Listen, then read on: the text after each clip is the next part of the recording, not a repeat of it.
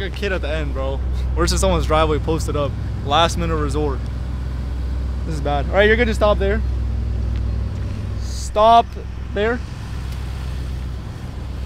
A little bit more forward. Good there. Stop. Okay, now Peter. Yeah. I like where Ray is. Could I have you just move your car literally right here? Get that spot door. Okay. On my left side. Now I hope that no one rolls up to this driveway hot. No, she's so sweet. Yeah. Sweet little lady. Thank God. She's like, I'm just walking my dog. All right, today we're shooting 2 cars for this BTS. Thought I would come on here and do a little behind the scenes for my most recent short, featuring Ray's RS6, and then this RS7 right here. And yeah, I'm just gonna run you guys through a BTS day of shooting what a normal BTS day looks like on something that's not involving with, you know, drifting or anything crazy, just something that involves 2 stance cars. I actually already started on this shoot. I already did some rollers, which I'll throw some clips up right now.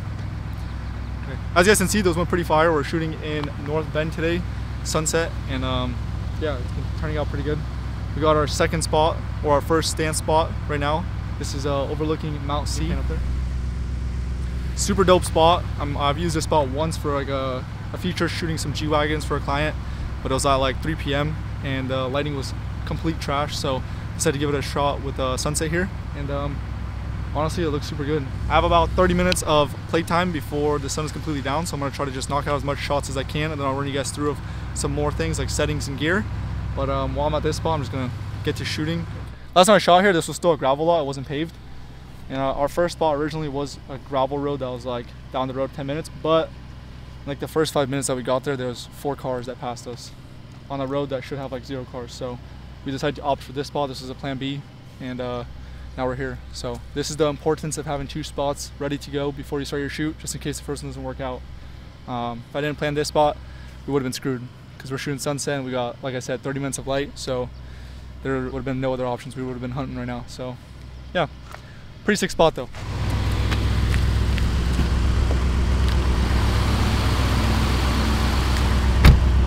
Lights are set to just dim, wheels are turned just half a turn. Pretty much how I stage them up. You guys can see we're going on the variant with 2 cars staggered. This is a pretty classic variant for shooting cars. There's plenty of ways you can do this. You can have the back end of that car right here. I just opted to do the 2 front ends just because of the similarity, but yeah, this looks sick. I don't need that, that I mean stash. I just changed zip codes for the weekend. I don't need that, that I mean stash. I just changed zip codes for the weekend. I don't need that, that I mean stash. I just changed zip codes for the weekend.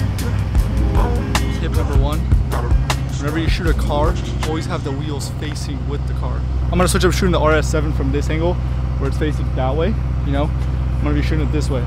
Now, the wheels right now, if you take a look. As you can tell, the wheels right now are turned the opposite way where I see tire. You always wanna see wheel. So I'm gonna go in, turn the wheel the other way, and I'll shoot it from this direction. So it just looks better.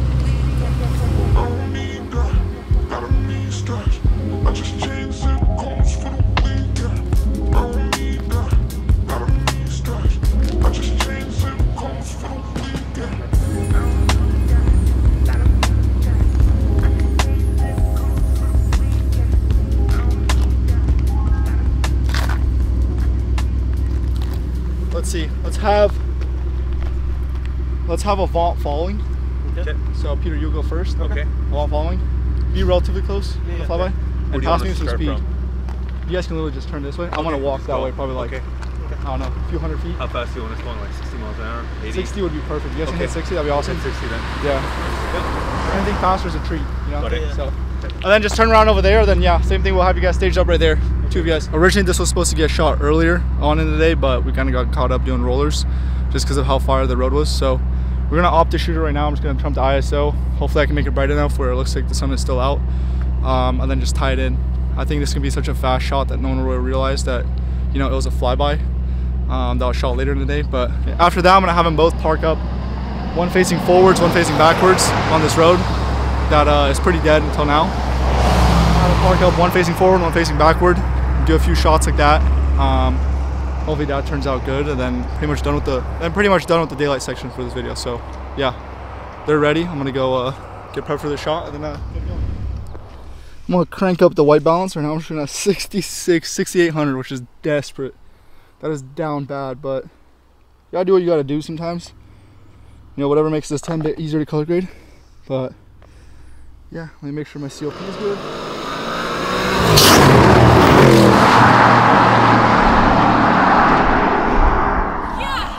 Yeah! That was not 60. That was faster for sure.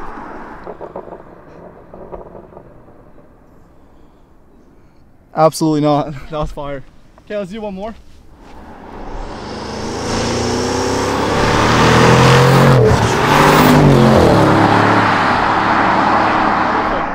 Alright, so it's officially dark enough where we switched from the, you know, sad days, but we switched from the 24 to 70 and we opt for a prime. Today's prime of choice is a 35mm f1.2, which is my favorite lens to use. I'm a big 35 guy. It's the lens I grew up with when I just started doing videography and photography. It was like the only lens in my bag for like 2 years. So I got to learn this lens pretty well. Now that I'm a little bit more established, I got to buy that 1.2, and yeah, this thing is a beast. If you're thinking about getting one, this is your sign to go and just do it. At night, I mean, like, look at this. It's pretty dark out.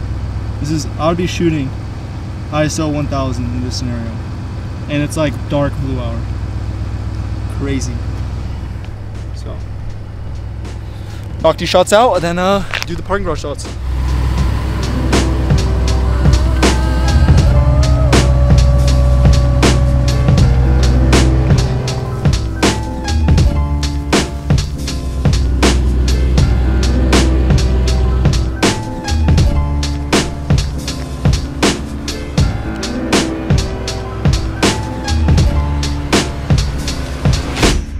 Hook and Plow.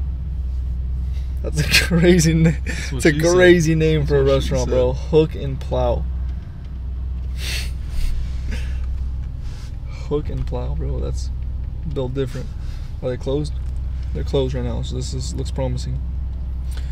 Okay, so we're on our way to our second location. So we did rollers, we did scene shots number 1, which was, you know, at that mountain that you guys saw. Now we're on our second location, and you know how I was preaching, always have a backup for your backup.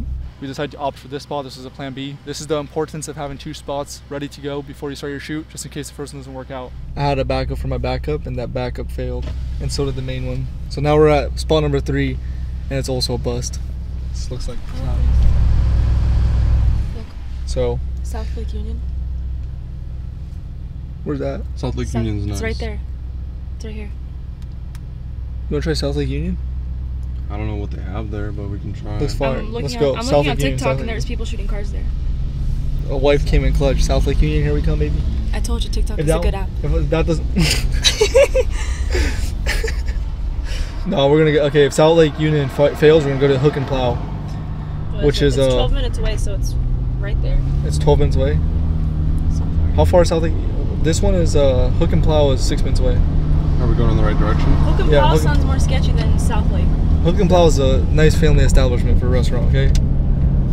It's not like there's a lot of hookers and plowing that's going on.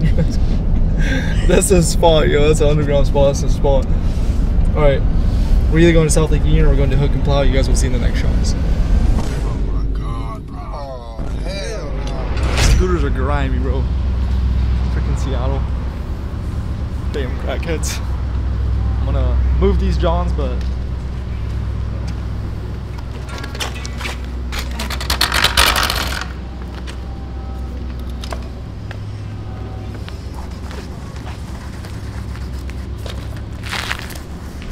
pretty much the same orientation that we did last time. What you're doing here, backed up right here, like this, and then Ray, you'll be forward to like that. That's what I'm doing. Anyways, Hook and Plow worked out for the better. This is Hook and Plow if anyone's interested. Yep, keep going back, keep going back, keep going back, keep going back, keep going back. All right, now full lock the other way. Full lock. Keep going back, keep going back. Keep going back, keep going back.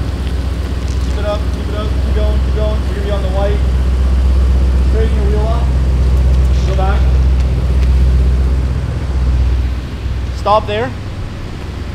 Let's have you pull forward a little bit.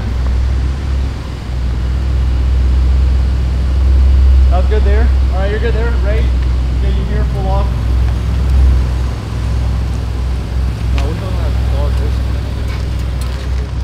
I think just to help myself out here, I'm just gonna shoot everything at night with 35 mil, not go to the 24 to 70, just so that way it differentiates, I guess, sunset session to night session, and that way I just get a bunch of bokeh too at 1.2. So yeah, quick tip for anyone that's shooting at f1.2, f1.4, anything really under than 2, turn AFF off, manual focus, then just work around each pivot point.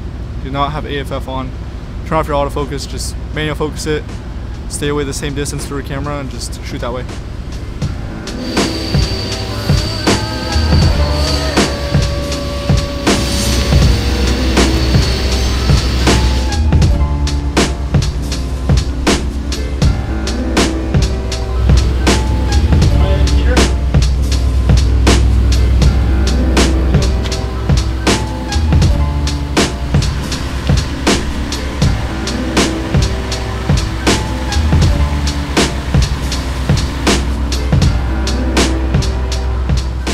Last part of the shoot, we're at our final location, which is just a random parking garage. Originally we had one planned out that was like 20 minutes away from the second shoot location, but because it's like 1 a.m. we just opted for this parking garage, and it's actually pretty nice, so I'm not too mad.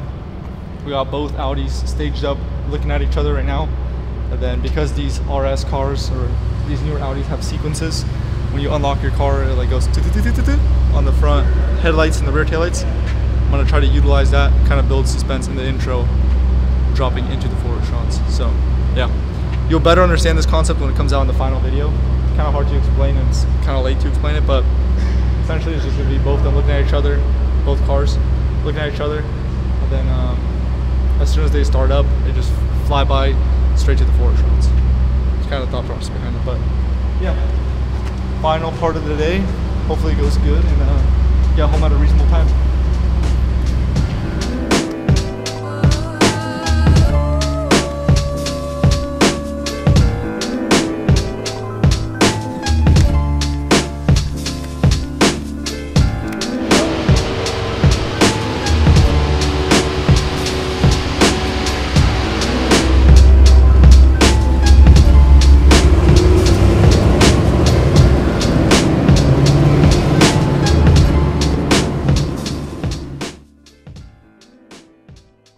We have ignition and we have liftoff.